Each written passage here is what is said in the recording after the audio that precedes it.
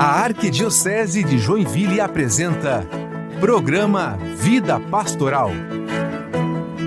Leitura e reflexão do Evangelho, entrevistas, notícias, aniversariantes do clero e a vida dos santos.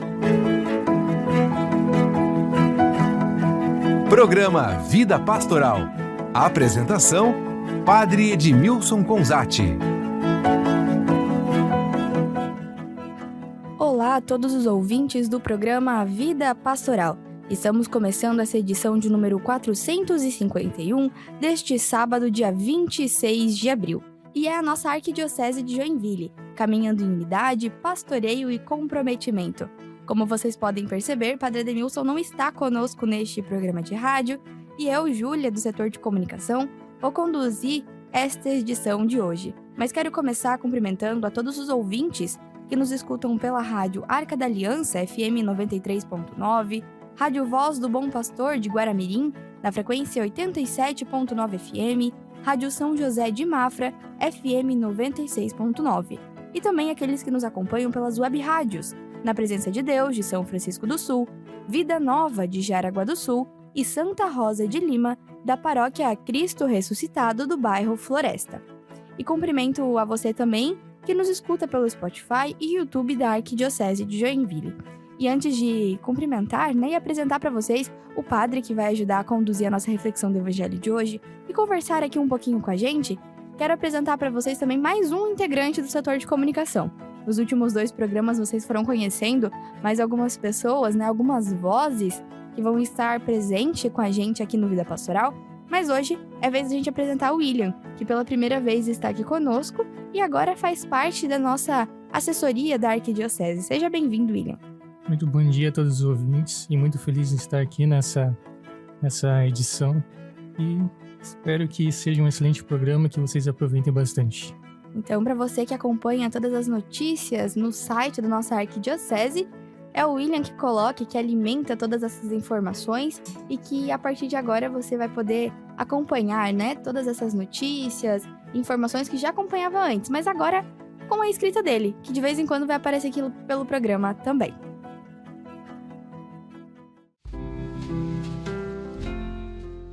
E agora, sem muito suspense, eu quero cumprimentar também o Padre Gabriel Valentim, reitor do Seminário Propedêutico da Arquidiocese, também cerimonialista da Arquidiocese e algumas outras funções, Padre? Mas seja muito bem-vindo ao programa Vida Pastoral. Muito obrigado, Júlia. Bom dia, William, todos os ouvintes. Bendito seja Deus pela oportunidade de estarmos aqui, neste programa que anima a vida pastoral da nossa Arquidiocese. Como a Júlia disse, eu sou o Padre Gabriel, atualmente como reitor do Seminário Propedêutico São José, aqui em Joinville, também cerimoniário, coordenador da Pastoral Vocacional e coordenador dos acólitos e coroinhas da nossa Arquidiocese. É uma alegria poder estar aqui e também partilhar um pouco da vida pastoral da nossa igreja e também do Evangelho, que é o sustento da nossa vida pastoral. Padre, antes da gente dar continuidade ao programa, a pauta deste programa, como a gente sempre conduz em todas as edições, a gente vai aproveitar que o senhor está aqui e quer saber um pouquinho mais, Já que o senhor agora é o reitor do seminário, como é que está? A gente não tem mais seminário menor na Arquidiocese, a gente começa a partir do propedêutico. Quantos são os seminaristas que entraram esse ano? Como que está o processo de discernimento vocacional de futuros seminaristas que a gente comentou uns programas atrás, que esse ano tem bastante encontro para acontecer, Como é que está essa vida vocacional na nossa Arquidiocese? Certo. Primeiramente, nós temos na Arquidiocese toda o total de 21 seminaristas, isso dividido nas 3 etapas, propedêutico, filosofia e teologia.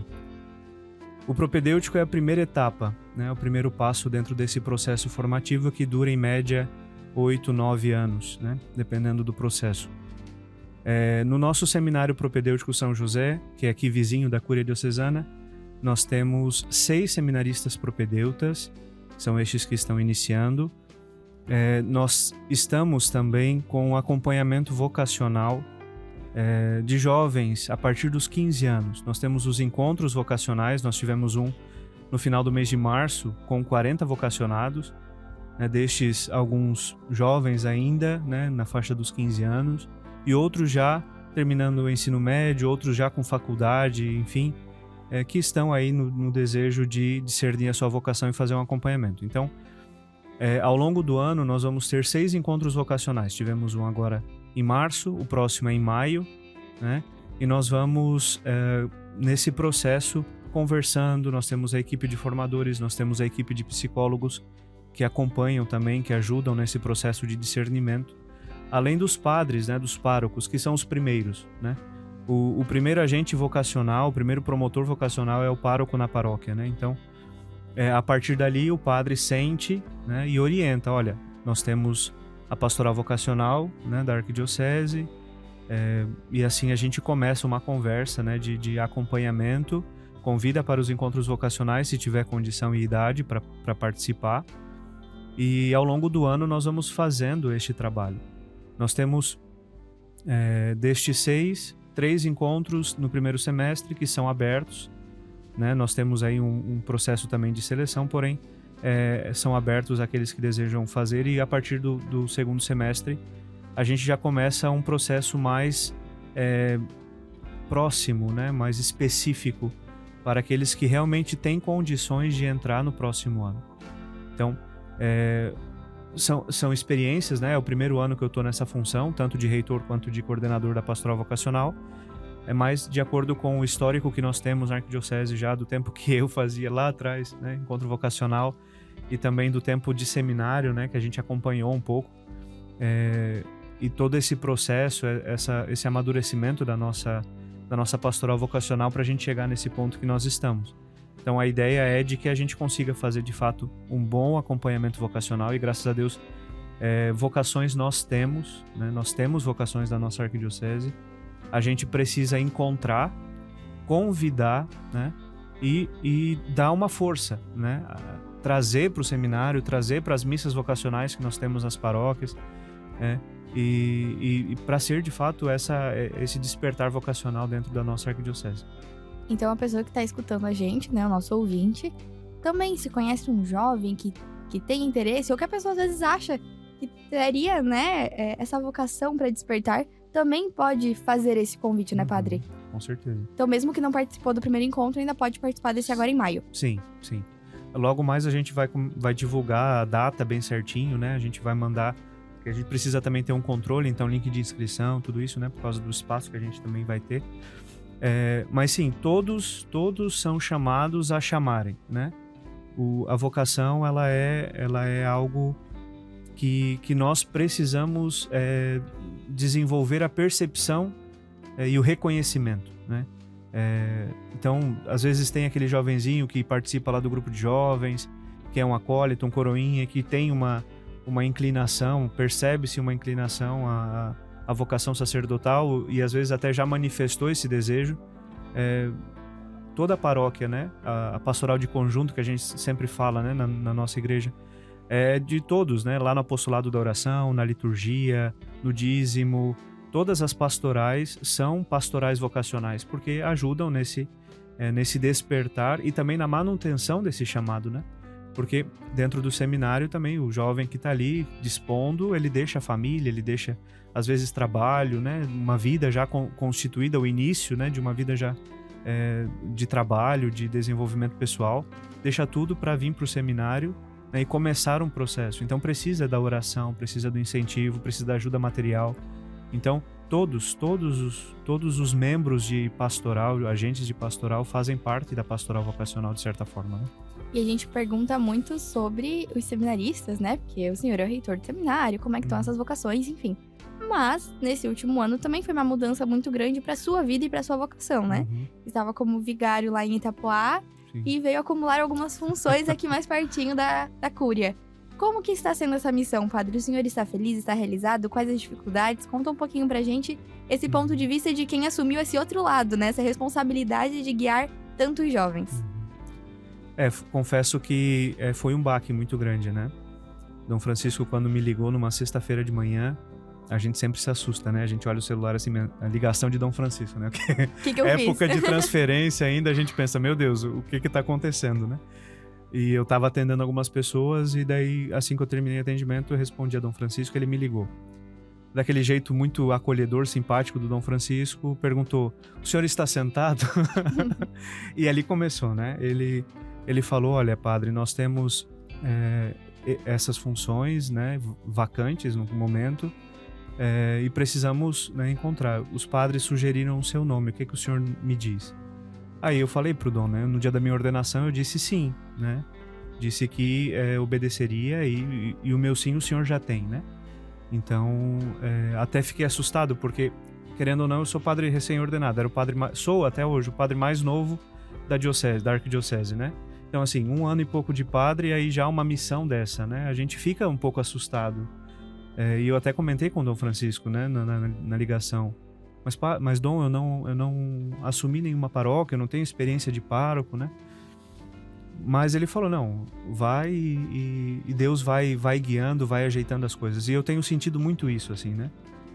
Estou feliz, realizado por estar fazendo a vontade de Deus e certeza disso, porque na voz da autoridade nós ouvimos a voz de Deus, né? Então, quando a gente obedece, né, tem uma expressão que a gente ouve muito no tempo de seminário: quem obedece não erra, né? E a obediência gera a graça que a gente precisa para manter, né, na missão que Deus confia pra gente, né? É um desafio porque é uma vida completamente diferente, né? A vida de paróquia, ela tem a sua agitação, tem o seu trabalho, né? Os párocos aí, a gente tem que tirar o chapéu porque são realmente guerreiros, né? Guerreiros da fé, da palavra, da evangelização. E tem todo esse trabalho, né, junto ao povo de Deus, de pastoral. E a gente sabe que a nossa arquidiocese tem essa característica de ser muito pastoral, né? Então, isso exige muito dos párocos, né? No seminário, nesse aspecto, é um pouco mais tranquilo, porque eu já não tenho tanta pastoral. Mas eu até brinco, né, com os padres que moram ali na casa, que eu tenho 6 paróquias dentro do seminário, né? Que cada seminarista é uma realidade única, né? Que a gente precisa olhar com o olhar de Deus, né? Acolhendo, respeitando a sua história, a sua origem, né? Não fazendo com que eles se esqueçam de onde eles vieram, né? Mas ao mesmo tempo dar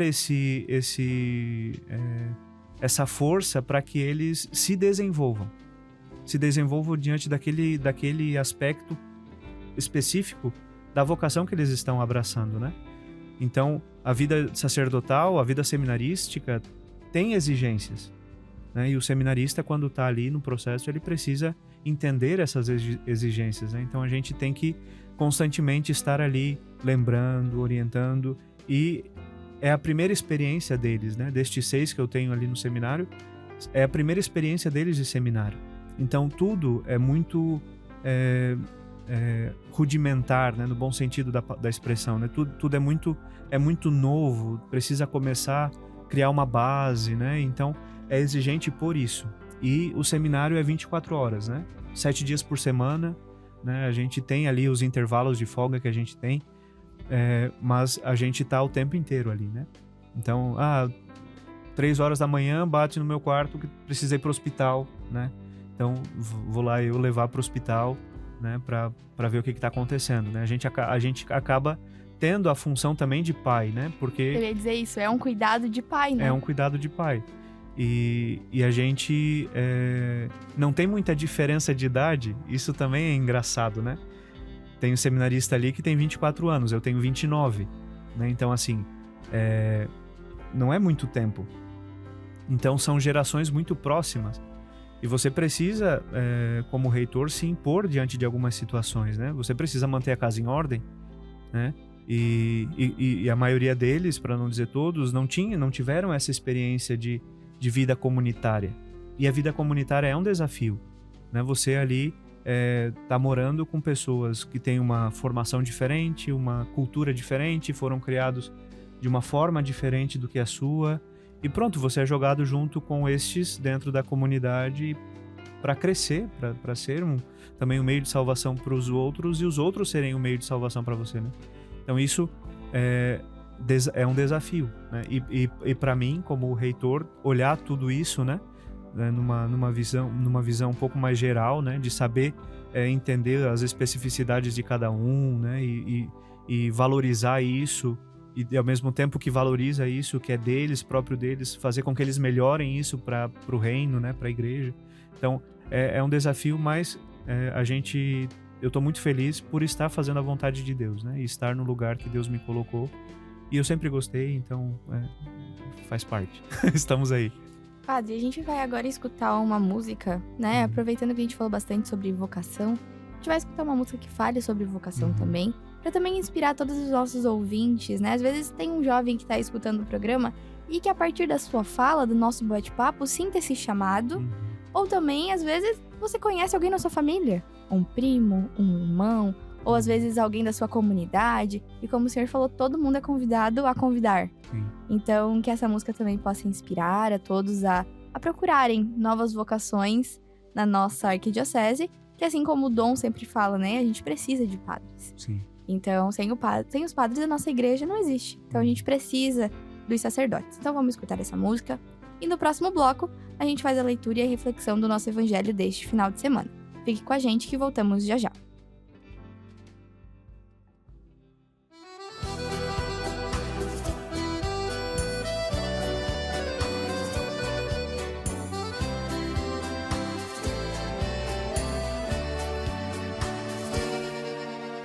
Outra vez me vejo só com meu Deus.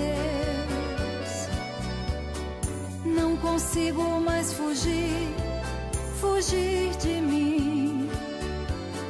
Junto às águas deste mar vou lutar. Hoje quero me encontrar, buscar o meu lugar. Nas águas deste mar eu quero me encontrar. Não posso mais fugir. Nas águas mais profundas, feliz eu vou seguir, buscar o meu lugar, sem dúvidas,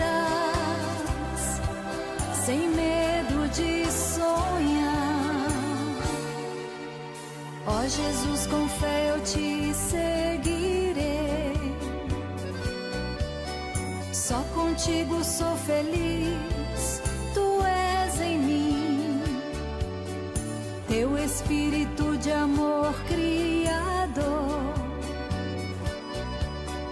me sustenta no meu sim, me lança neste mar. Nas águas deste mar eu quero me encontrar, não posso mais fugir.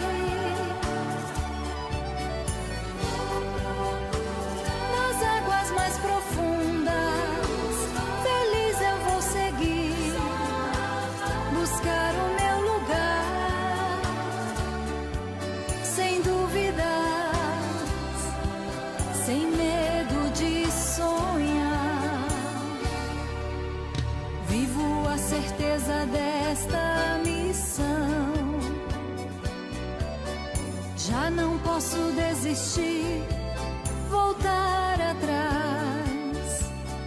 Mãe Maria, vem tomar minha mão e me ajuda a ser fiel. Só Cristo é luz e paz. Nas águas deste mar eu quero me encontrar, não posso mais fugir. Nas águas mais profundas, feliz eu vou seguir, buscar o meu lugar, sem dúvidas, sem medo de sonhar.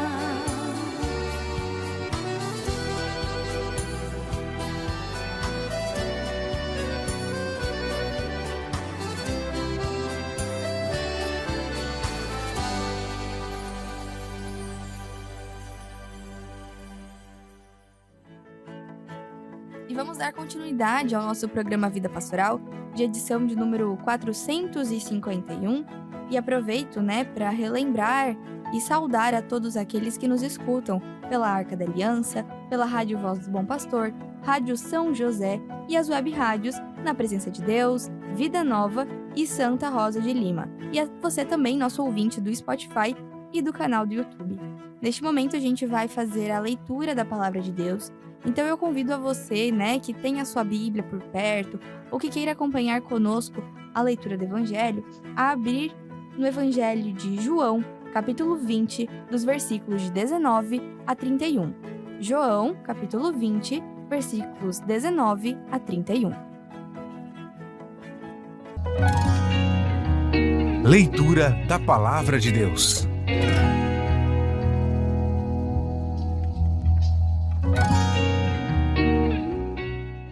Proclamação do Evangelho de Jesus Cristo segundo João.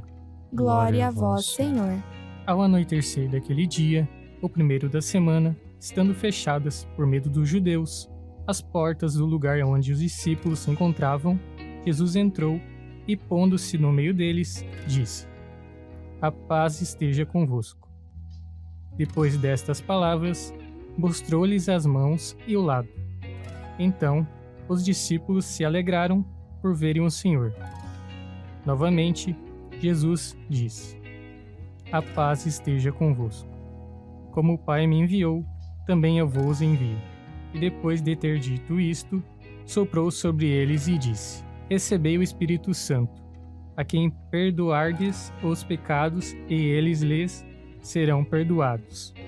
A quem os não perdoardes, eles lhes serão retidos. Tomé, chamado Dídimo, que era um dos 12, não estava com eles quando Jesus veio. Os outros discípulos contaram-lhe depois: Vimos o Senhor.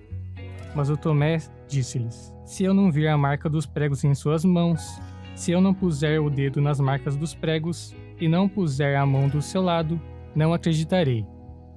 8 dias depois, encontravam-se os discípulos novamente reunidos em casa, e Tomé estava com eles. Estando fechadas as portas, Jesus entrou, pôs-se no meio deles e disse: A paz esteja convosco. Depois disso a Tomé: Põe o teu dedo aqui e olha as minhas mãos. Estende a tua mão e coloca-a no meu lado. E não sejas incrédulo, mas fiel. Tomé respondeu: Meu Senhor e meu Deus. Jesus lhe disse: Acreditaste porque me viste? Bem-aventurados os que creram sem terem visto. Jesus realizou muitos outros sinais diante dos discípulos, que não estão escritos neste livro. Mas estes foram escritos, para que acrediteis que Jesus é o Cristo, o Filho de Deus, e para que, crendo, tenhais a vida em seu nome. Palavra da salvação. Glória a vós, Senhor.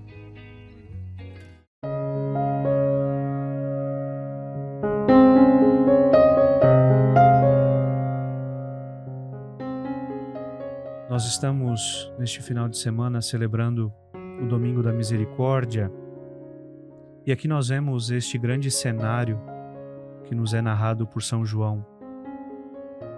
Jesus aparece no meio dos discípulos, com as portas fechadas por medo dos judeus.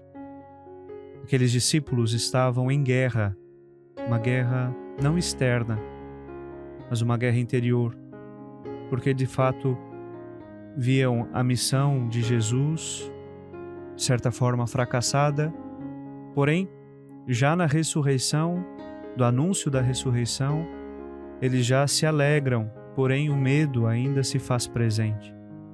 Este medo revela esta guerra interior entre algo que deveria de ter acontecido de uma forma, na cabeça deles, evidentemente, diferente, e não aconteceu.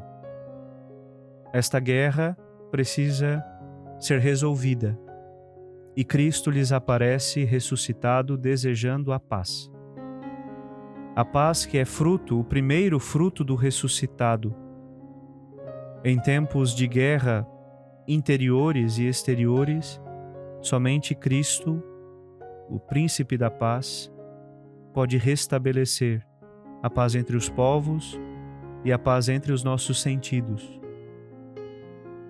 Nós, ao celebrarmos este Domingo da Misericórdia, precisamos pedir ao Senhor a graça de que Ele ajeite a nossa casa, deixe a sua paz dentro dos nossos corações, a fim de que, não mais guerreando contra os nossos sentidos, ou brigando conosco mesmos, por N razões, que a paz que Cristo quer estabelecer, estabeleça primeiramente em mim, na minha casa, na minha família e, consequentemente, no mundo. Esta paz vem com o anúncio da vida de Cristo. A paz que Ele quer nos oferecer, e já nos ofereceu na sua ressurreição, vem através de mãos chagadas. O Cristo Senhor aparece aos discípulos com um corpo glorioso, e a gente tem a prova disso porque Jesus entra no meio deles com as portas fechadas. O Evangelho não fala que as portas se abriram para o Senhor. O seu corpo glorioso não conhece espaço, não conhece tempo. Cristo atravessa o espaço, chega onde quer, da forma que quer, quando quer. Chega diante dos apóstolos, dos discípulos ali reunidos. A paz esteja convosco. A paz do Cristo ressuscitado, que vem pelas mãos chagadas de nosso Senhor. Depois, sopra sobre eles o Espírito Santo, o Divino Espírito, aquele que sustenta a igreja, aquele que mantém a igreja de pé, aquele que faz arder no nosso coração o desejo pela paz, a paz verdadeira que vem do Senhor. É o Espírito Santo que nos mantém na paz. É o Espírito Santo que nos faz ser homens e mulheres da paz.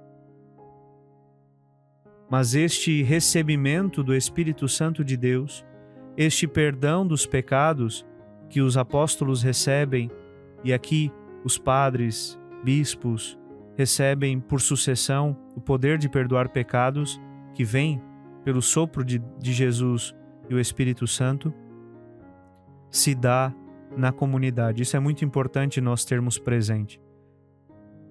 O recebimento do Espírito Santo de Deus, o perdão dos nossos pecados, a confirmação deste perdão se dá em comunidade. Tomé estava fora e ele não viu Cristo que veio. Ele recebe este anúncio dos outros apóstolos: nós vimos o Senhor. E Tomé não acredita. Na verdade, a incredulidade de Tomé não é na pessoa de Jesus. Não é que Tomé não acreditasse que Jesus estivesse ressuscitado.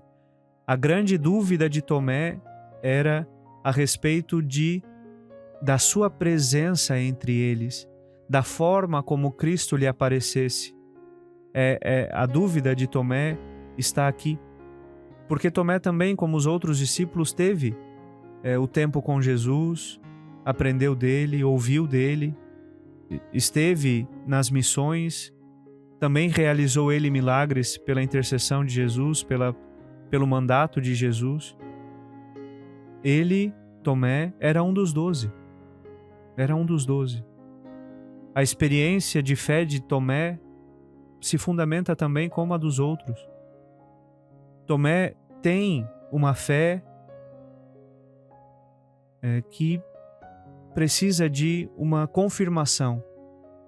Quantos cristãos por aí também desta forma precisam de uma confirmação do Cristo vivo? Eles sabem, eles reconhecem Cristo. Eles talvez até tiveram o momento, o encontro com Ele, mas falta para alguns e talvez para nós este toque. Jesus não diz que Tomé é menos que os outros apóstolos. Jesus não diz que ele era um apóstolo de segunda qualidade porque não acreditou de início. Não. Jesus aparece para Tomé a fim de que ele, Tomé, acreditasse.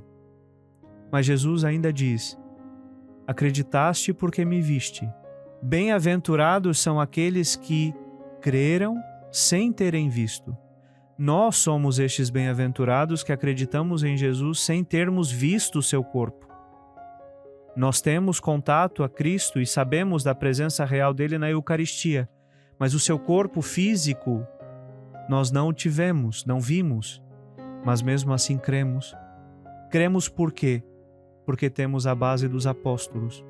A nossa igreja é apostólica exatamente por isso, porque é dos apóstolos que nos vem a certeza da fé que acreditamos. Talvez nós estamos como Tomé, um pouco distantes da comunidade, com uma fé um pouco derrapante ainda, mas precisamos, neste Domingo da Misericórdia, pedir ao Senhor a graça de nós também, espiritualmente, tocarmos as suas mãos, os seus pés, o seu lado, e deixarmos de ser incrédulos, mas fiéis. Sermos fiéis na palavra, no anúncio do Cristo vivo e ressuscitado. Tomé, aqui no Evangelho, é chamado também de Dídimo. Dídimo em grego significa gêmeo. Existem alguns estudiosos da Sagrada Escritura que dizem que talvez Tomé tinha um irmão gêmeo, enfim, mas isso não vale tanto nós falarmos aqui. Mas espiritualmente, se nós olharmos, Tomé é dídimo, é gêmeo de quem? De nós. Nós também, como Tomé, somos hesitantes em acreditar no Cristo ressuscitado. Nós também precisamos da confirmação, da comprovação, precisamos tocar. E às vezes a gente tem essa mesma atitude. Se eu não vir as suas chagas, se eu não puser a mão no seu lado, eu não o acreditarei. Talvez a gente até tenha isso como um orgulho, né? O pecado do orgulho de, não, eu não vou acreditar se eu não vir. Mas a fé é ver o invisível, né? É ver o invisível. E nós somos chamados, neste Domingo da Misericórdia, a colocarmos o nosso dedo nas chagas espirituais, nas chagas de Cristo de forma espiritual. Tem uma imagem muito belíssima, uma imagem belíssima de Tomé, do ícone de Tomé, em que ele está literalmente com o dedo na chaga, no lado de Jesus. Os seus olhos esbugalhados diante da cena, de não acreditar de fato ali, aparentemente, de não acreditar no que ele está vendo, mas ele está tocando no corpo de Cristo. E é Jesus que pega a sua mão e põe, Nós somos chamados a também, se não conseguimos fazer pela nossa força própria, mas peçamos a Jesus que ele pegue na nossa mão e coloque, olha, aqui está o meu lado, aqui estão as chagas, o buraco dos pregos, e passemos da incredulidade à fé.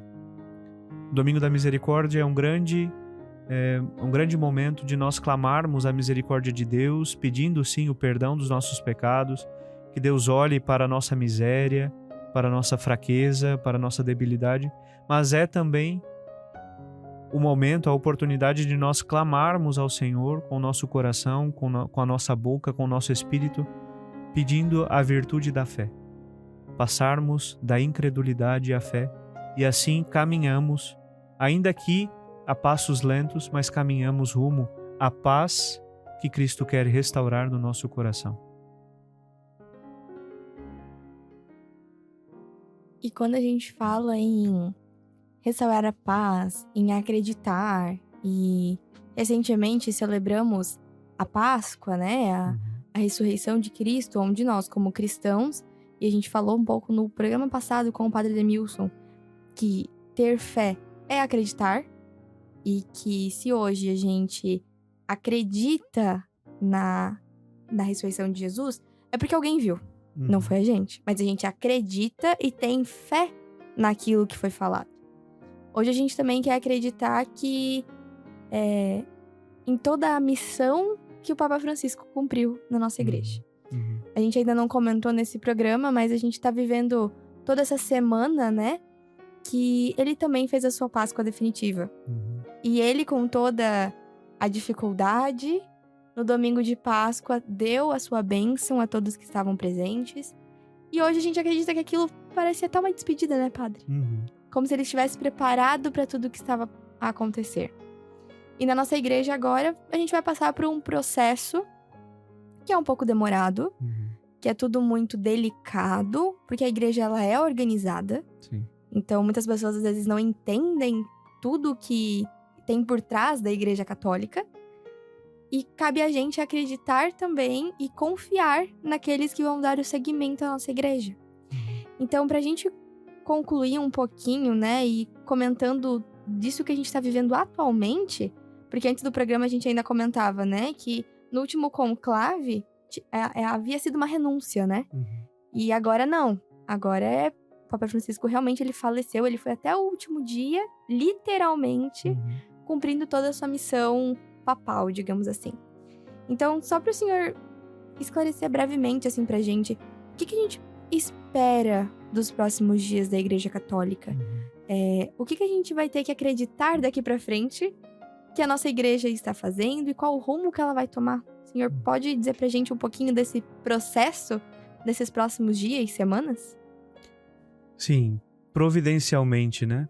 O Papa Francisco falece na 8ª de Páscoa, depois de ter dado a bênção Urbi et Orbi, a indulgência, né, aqueles que estavam na praça e aqueles que receberam a bênção, e descansa como um filho nos braços do Pai, né, como o filho que retorna à casa do Pai, depois de ter cumprido tão sabiamente, né, a sua missão, como dizia Dom Francisco na missa que nós rezamos na segunda-feira, em sufrágio à alma do Papa, cumpriu a sua missão como um peregrino de esperança, né? No jubileu da esperança, o Papa entrega a sua vida. E providencialmente, no final desta primeira semana em que nós estamos como sede vacante na igreja, ouvimos o Evangelho da Misericórdia, do Domingo da Misericórdia, no qual Jesus sopra sobre os apóstolos o Espírito Santo. Nós, católicos, precisamos, nesse momento, acima de qualquer coisa, confiarmos na ação do Espírito Santo de Deus. Todo o tempo de conclave, o período de eleição de um Romano Pontífice, deve ser um tempo em que nós, cristãos católicos, devemos rezar constantemente. Veni Creator Spiritus, né? Vinde Espírito Criador, renova a face da terra. É a oportunidade que nós temos de nos aproximarmos do Espírito Santo e entendermos que é Ele que rege a igreja, né? É o Espírito Santo que suscita pastores para o bom andamento da sua igreja. Então, nós precisamos todos os dias, como bons católicos que somos, pedirmos ao Espírito Santo que dê o descanso eterno ao Papa Francisco e também eleja o coração, segundo o coração de Deus, o próximo sucessor. Nós agora entramos nesse período que nós chamamos de sede vacante, né? A vacância do trono de Pedro, né? Nós aguardamos numa expectativa, né? Uma expectativa do que Deus está preparando para a sua igreja, porque cada Papa vem num tempo específico para um tempo específico, né? Deus suscita aquele Papa, e o Dom Francisco também dizia isso na segunda-feira, suscita aquele que deve ser e dar respostas para aquele tempo, né? Para este tempo. Então, nós não sabemos o que Deus tem reservado à sua igreja, mas sabemos que Ele está preservando-a, né? Então, vamos confiar que o que virá para dar respostas e manter a igreja naquilo que tem que ser, né? Na fidelidade ao Evangelho. Então nós temos agora um tempo de luto, né? Da igreja pela perda do Papa, o velório, né? Que dura aí dias, né? Hoje, né, sábado, nós teremos a missa Ezequiel, né?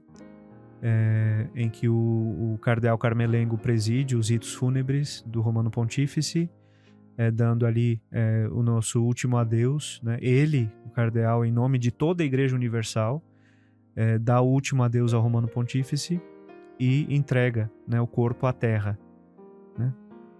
Depois segue ainda o período de vacância, depois de um tempo que é muito incerto, né? Tem vários noticiários dizendo que são 2 semanas, 3 semanas, 1 semana, mas isso é muito incerto para o início do conclave. Então é o cardeal Carmelengo que é o responsável por fazer toda a organização disso, porque ele é, né, o que responde, né, nesse tempo de vacância, aquilo que é da jurisprudência da Santa Sé.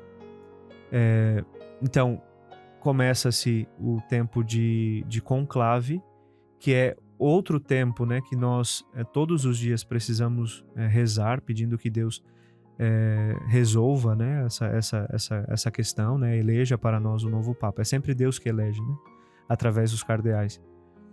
E ali tem as audiências gerais que eles conversam, né, os cardeais conversam sobre o futuro da igreja, as condições que a igreja está nesse momento, quais são as expectativas, enfim, são coisas que nos chegam, né, pelas mídias, mas que nós não sabemos o teor dessa conversa, né, porque não é divulgado, e é assim mesmo que tem que ser. São especulações, né, São padre? especulações. Né, inclusive, existe uma tendência um pouco negativa, eu diria, de ficar especulando, né? Quem vai ser, quase que fazendo um bolão, assim, né? Quem é que vai ser o novo Papa, aquela coisa. Então, Mas não vai ser daqui, mas vai ser dali. Exatamente. Agora é um europeu, agora não vai ser latino. Exatamente, fica nessa, né? E a gente não sabe, no fim das contas. Eu dizia ontem, dizia esses dias para os nossos seminaristas, a gente, quando estava para eleger o Papa Francisco nem estava no radar, né? E foi eleito para mostrar que é o Espírito Santo que conduz, né? Nós não sabemos, né? E então acontece esse tempo de conclave que dura, né, o tempo que tem que durar, né, o tempo necessário. E daí depois de eleito, né, o cardeal, né, eleito, ele é questionado pelo corpo cardinalício se ele aceita a missão. E é interessante que a expressão no latim traz o fardo, né? Porque de fato é um fardo, né? Mas é o fardo de Cristo leve, né? Mas é um fardo, né? Ser o sucessor legítimo de Pedro, o bispo de Roma, o vigário de Cristo, né? Então, assim, ser Papa não é pouca coisa, não no sentido de status, mas no sentido de missão mesmo, né? Por isso a gente precisa rezar sempre pelo Papa, né? É uma cruz, né, padre? É uma cruz. Então, o cardeal eleito, ele recebe, ele é questionado, aí, dado o sim, perguntam a ele qual o nome que ele vai querer, né? Colocar como a sua missão, né? Porque o nome do Papa remete sempre à missão que ele tem, né? Então, o cardeal escolhe um nome para mostrar para o mundo o que ele tem para oferecer e qual é a missão que ele quer instaurar, né? Ou fundamentar, né? Papa Francisco foi o primeiro que o nome escolhido fazia referência a São Francisco de Assis, né? Sim, exatamente. E ele tratou muito durante todo o período que esteve à frente da igreja sobre questões ecológicas, né? Sim. Sobre a casa comum, sobre o cuidado com a natureza. Sim. Então ele trouxe muito consigo essa identidade que a gente vê em São Francisco de Assis. Sim, exatamente. Assim foi com todos, né? Bento XVI, a questão da dogmática, né? Do fundamento da fé, que já era uma tradição de todos os papas bentos, né? Então, assim, são coisas que estão contidas no nome que o Papa escolhe, para mostrar para o mundo qual é a missão, né? É uma identidade mesmo. É uma identidade. E é tão interessante que o nome do Papa, ele é chancelado mesmo, né? Ele é confirmado.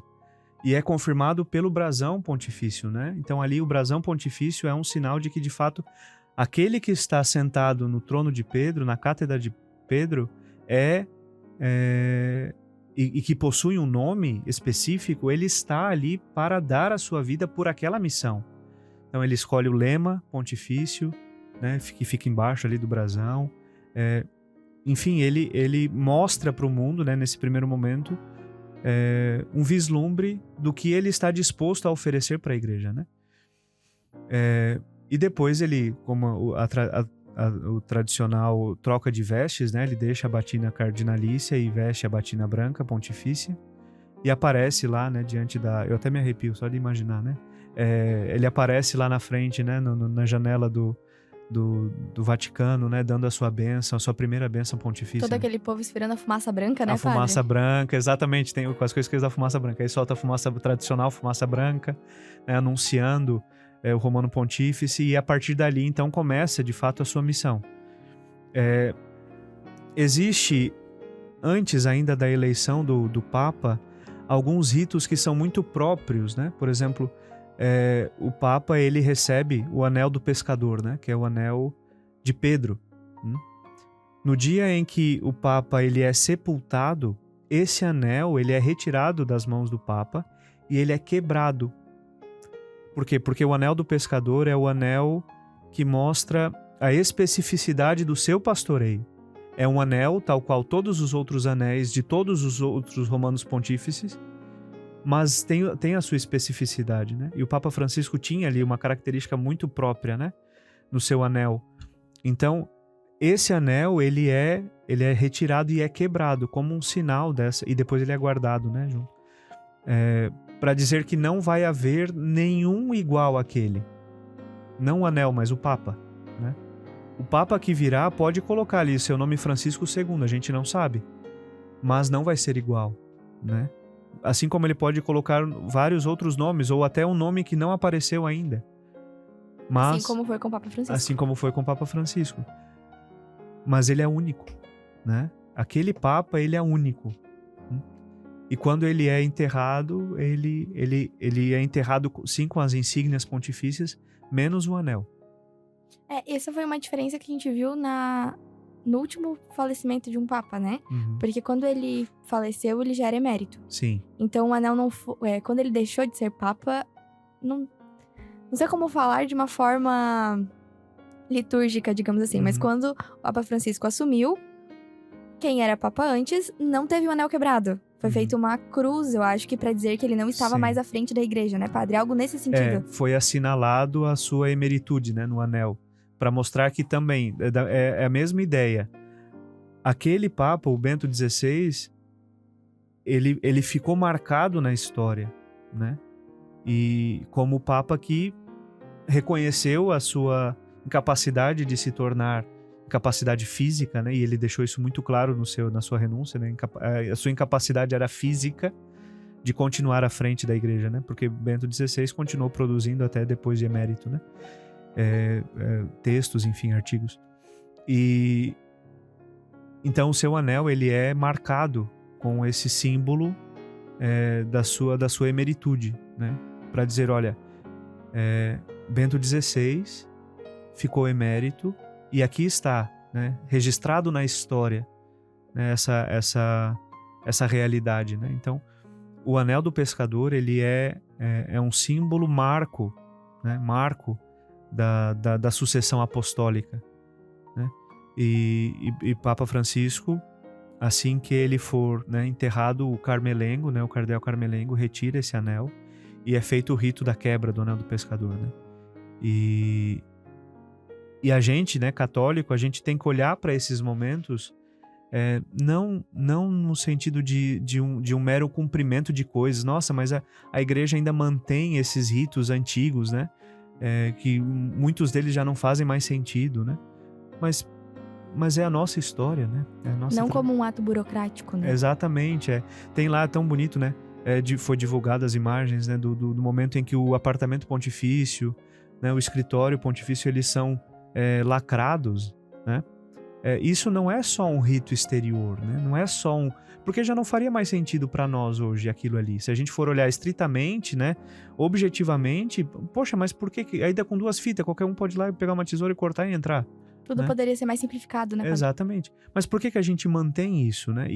E o rito, o rito da eleição, de toda essa expectativa, todo esse clima que vai se criando na igreja, é para revelar algo muito mais sobrenatural do que parece, né?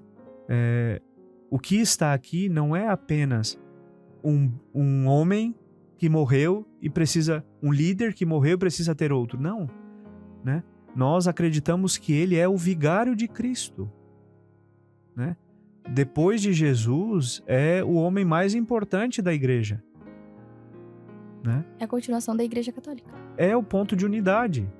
Então, assim, para que essa unidade seja prevalecida, né, permaneça presente na igreja, esses elementos precisam manter, mas não apenas como um rito, como você disse, um rito burocrático, forense, de ter que cumprir isso. Não, é porque isso mostra para a igreja, mas também para o mundo, a seriedade da igreja e como nós preservamos isso que é nosso, a nossa identidade, né?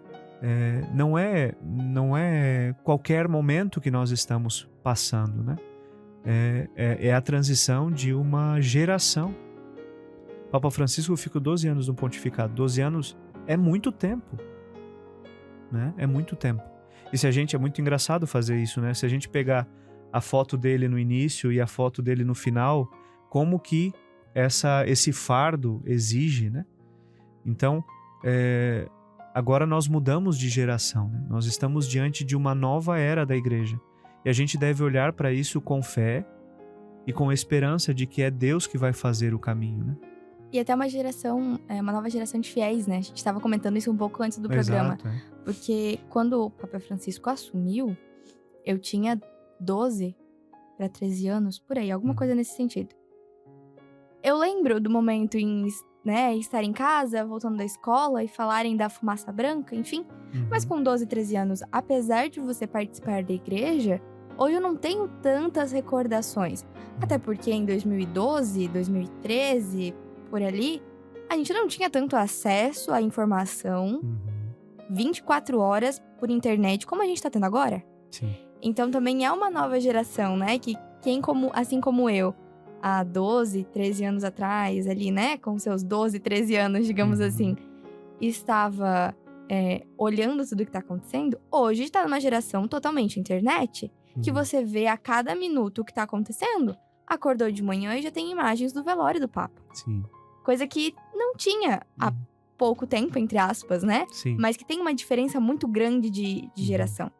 Então, é bonito de se ver e como as coisas continuam. Mesmo que muitas coisas se atualizem, ver como a igreja se mantém tradicional em tantos aspectos. E eu acho que o ser tradicional aqui não entra nem em nenhuma conversa, digamos, conservadora ou não. Mas é o tradicional de manter os ritos da fé católica. Exatamente. A tradição aqui, ela é o grande sinal da unidade da igreja. Nós mantemos a tradição, né, e a tradição apostólica porque queremos nos manter fiéis a Cristo e manifestar essa fidelidade pela unidade. A unidade aqui, ela não é isenta de atualizações, né? Nós precisamos, né? Como você disse, nesse tempo de uma mídia tão direta, né? De tudo, se você pegar no YouTube lá o Vatican News, é 24 horas por dia. Até mesmo quando não tem nada acontecendo na Praça São Pedro, você pode deixar lá, vai tá aparecendo a praça, você consegue acompanhar tudo que está acontecendo ali. Então, é uma informação muito imediata, né? E diante disso, a igreja precisa manifestar que ela está consciente destes avanços, ela está aberta a estes avanços. O Papa Francisco é um sinal claro disso, né? Com os seus vídeos lá no início do seu pontificado, vídeos espontâneos, umas coisas assim que a gente nunca imaginava ver o Papa fazendo. Se o Papa é argentino, Deus é brasileiro. Exatamente, né? Lá, aquele casal que chegou pro Papa falando assim: Papa, nós viemos aqui pedir oração pelos brasileiros. Aí ele fala assim: não, brasileiro não tem mais salvação, é muita cachaça e pouca oração. E saiu rindo, Saiu rindo, brincando. Desde quando que você imaginaria um Papa fazendo algo nesse sentido? Então, o Papa Francisco mostrou essa leveza da igreja, mas sem deixar de lado aquilo que é próprio da fé. Eu acho que esse é um assunto que renderia horas e horas de programa Vida Pastoral, até porque é um assunto atual e que interessa a todos e que atrai curiosidade, atrai olhares para nossa igreja, inclusive atrai fiéis. Muitos daqueles que se sentiam afastados agora voltam um pouquinho porque sentem, igual o senhor falou, essa perda, a perda de um pai também. E às vezes até aqueles mais curiosos, mas atrai. Sim, porque, Então- porque de certa forma isso tudo é cercado de um mistério, né? Então, assim, os curiosos também ficam lá abrindo, né, direto o site do Vaticano para saber o que está acontecendo. E é assim que o Papa Francisco, mesmo tendo feito a sua Páscoa, continua sendo pescador de homens. Continua, Porque exatamente. a partir da sua morte, também atrai mais pessoas com os olhos para a igreja. Então, que assim continue, que assim seja. E a gente agradece a todos os ouvintes do nosso programa Vida Pastoral. Agradece ao senhor, padre, por ter participado com a gente. Esperamos que volte outras vezes. Não apenas para substituir o padre Ademilson, digamos Sim. assim, mas para participar conosco do programa, trazer algum seminarista da próxima vez. Sim, com Pra certeza. falarem um pouco das suas experiências também, porque 2 assuntos que rende, né? Vocação e Papa. Exatamente. Então, assunto a gente tem. Agradeço também ao William, que nesse programa ficou mais quietinho, mais tímido, mas daqui a pouco ele se solta e vocês vão começar a escutar mais a voz dele por aqui. Foi comigo assim também, eu quase não falava, me dava um frio na barriga. Agora, se não me parar, o programa dura. Então, agradeço a todos os nossos ouvintes, né, em primeira mão, por acompanharem mais uma edição conosco e desejo que também estejam com a gente na próxima semana. Acompanhem as redes sociais da Arquidiocese. A gente está fazendo todo um conteúdo e toda uma cobertura sobre tudo isso que envolve a vida da nossa igreja, não só na Arquidiocese, mas, como foi falado aqui, em comunhão com o Vaticano, né, com o Papa, que faz parte de nós cristãos e da nossa fé católica. Então, convido a vocês a participarem, a curtirem, a comentarem, a compartilharem, enfim, deixarem suas dúvidas também, que a gente pode tentar trazer uma resposta, ajudar a entender, porque pra gente também é novo. Então a gente vai aprendendo juntos sobre esse novo momento que vamos viver. Mas para encerrar esse nosso programa, padre, peço pro senhor dar a sua bênção. O Senhor esteja convosco. Ele está no meio de nós. Pela intercessão de São Francisco Xavier, nosso padroeiro, Deus, na sua infinita misericórdia, abençoe-nos e a todos os nossos ouvintes, nos guardando na fé, na esperança e na caridade, em nome do Pai, e do Filho, e do Espírito Santo. Amém. Até a próxima. Você ouviu o programa Vida Pastoral, uma produção da Assessoria de Comunicação da Arquidiocese de Joinville. Até a próxima!